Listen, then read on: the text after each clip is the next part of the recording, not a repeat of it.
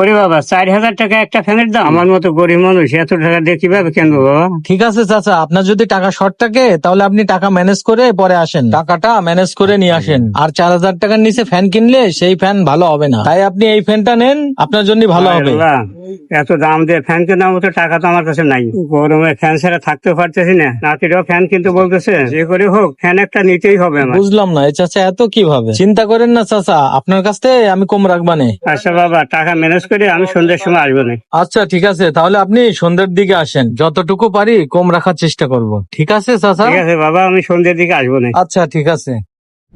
কি ব্যাপার, ছাগল তো এখানে বাজিয়ে রাখিলাম, তো ছাগল গেল কই? ছাগলের দড়ি এখানে দেখতেছি, সে ছাগল গেল কই?